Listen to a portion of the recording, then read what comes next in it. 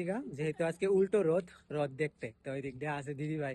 রথে তো আমরা খুব মজা করছি, আর আজকে উল্টো রথের দিন দিদি ভাই আছে।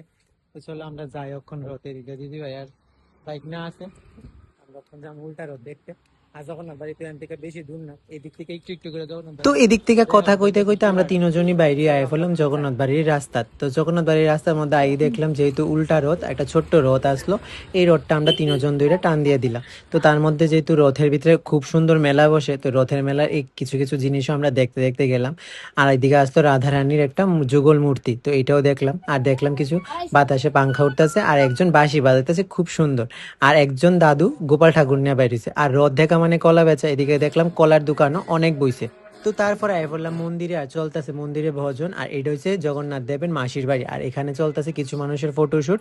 আর জগন্নাথ দেবের মাসির বাড়ির মধ্যে আমরা তখন গিয়ে দেখলাম জগন্নাথ দেব মাসির বাড়িতে রওনা হইব, আর এটার একদম জোর কদমে চলতেছে প্রস্তুতি। তো তারপর এক এক করতে করতে প্রত্যেকটা ঠাকুরই রথের মধ্যে তোলা হইতাছে, যেহেতু উল্টো রথ পরিক্রমার লেখা। তো প্রথমে উঠলো বৃন্দাজি, তারপর উঠলো লক্ষ্মী দেবী। তখন তো আমি মন্দিরের দিকে চাই রইলাম, দেখলাম ভিতরে অনেক মানুষ। মাথা ঘুরায় যখন দেখলাম পিছনে দেখলাম আরো অনেক মানুষ, কারণ উল্টা রথ বলে কথা, সবাই রথের দড়ি ধরবে। তো তারপর দেখলাম বলরামও রথের মধ্যে উঠা গেল গা। এদিকে বলরামও রথের মধ্যে উঠা গেল গা, এক এক করতে করতে সুভদ্রা দেবী এবং জগন্নাথ ঠাকুরের উঠা যাইতেছে গা এক এক করতে করতে। তো এইটাই আমরা দেখার লেগে অধীর আগ্রহে বয়ে রইলাম জগন্নাথ বাড়ির গেটের সামনে। তো এখন সুভদ্রা দেবীও উঠে যাইতেছে গা রথের মধ্যে, তারপর আয়া পড়লো জগন্নাথ দেব। তো মাসির বাড়ি থেকে রওনা দিল নিজের শ্রীগৃহে। সত্যি কইতে গেলে অনেকটাই খারাপ লাগে, তার কারণ বছরে দুইটা দিনই জগন্নাথ মহাপ্রভু আমাদের মাঝে আসেন রথে চড়ে, কারণ সোজা রথ এবং উল্টা রথ। আমি সোজা রথেও আইছি, প্রচুর মানুষ আসলো, আর আজকে উল্টা রথেও আইছি প্রচুর মানুষ। কারণ একটাই কথা মানুষের মধ্যে, যখন জগন্নাথ মহাপ্রভুরে দেখবো রথে চড়তে আর ধরবো রথের দড়ি, তো এই নিয়েই ব্যস্ত হয়ে যায় সবাই, আমরা রথ আইলি।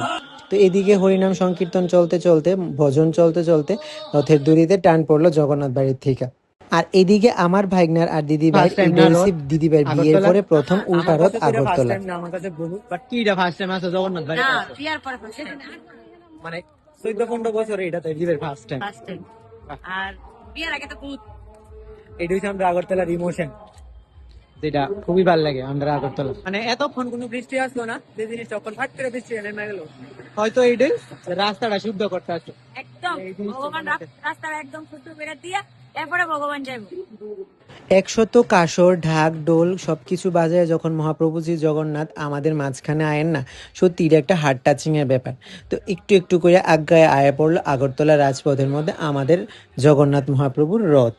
তো দেখলে তো এক এক করতে করতে প্রত্যেকটা মানুষ কতটা দূর থেকে আয়া পড়ছে রথের দড়ি টানতে টানতে। হ্যাঁ, এই একটাই কারণ, কারণ রথের দড়ি টান দিব আর মহাপ্রভুরে দেখবো।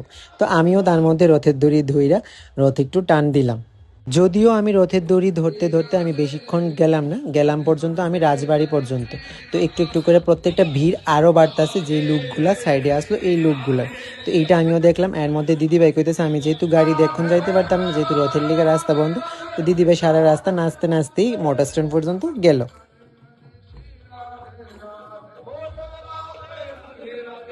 তো এটাই আসলো আমাদের আগরতলা জগন্নাথ বাড়ির উল্টো রথ। তো তোমাদের পুরো ভিডিও কেমন লাগলো জানিও আমার কমেন্টে, আর তোমাদের রথ কেমন কাটলো সেটাও জানিও। জয় জগন্নাথ।